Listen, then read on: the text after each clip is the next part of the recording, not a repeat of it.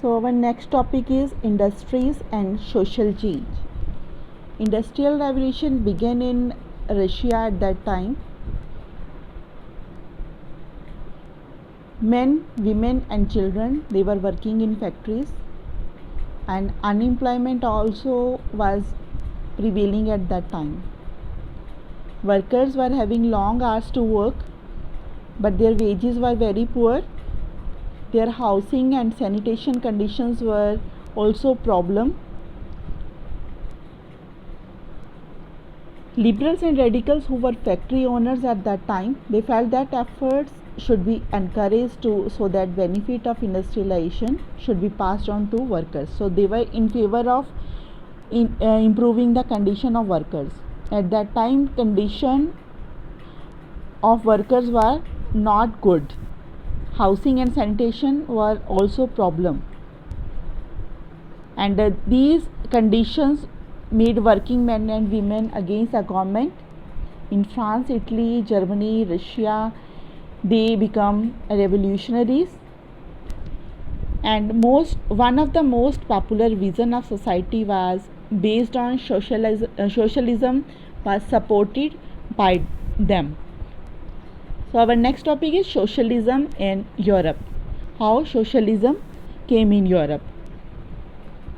By the 19th century, socialism started, and socialism means an economic system under which the means of production are in control of society, not in control of some rich persons.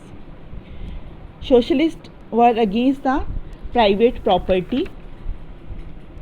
More interest and attention was towards collective social interest, and socialists have different visions of the future society.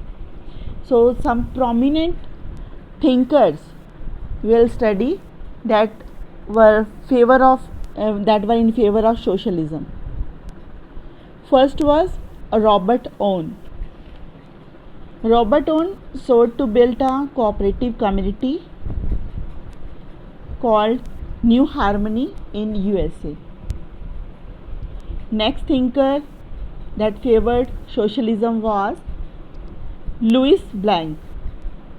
Louis Blanc wanted that government to encourage cooperative and replace the capitalist enterprises. Means capitalists should be replaced by cooperative societies.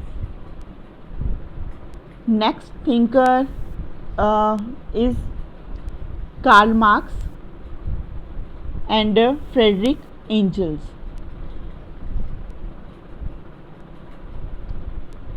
Marx believed that socialist society would free the workers from capitalism.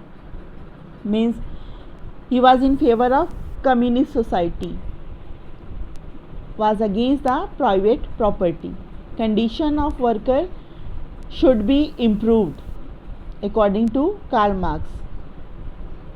He accumulated that private capitalist workers had to overthrow the capitalism and the rule of private property. A new radical society should be constructed where all the property will be in hands of people only. That society was called communist society, and according to him it was society of the future.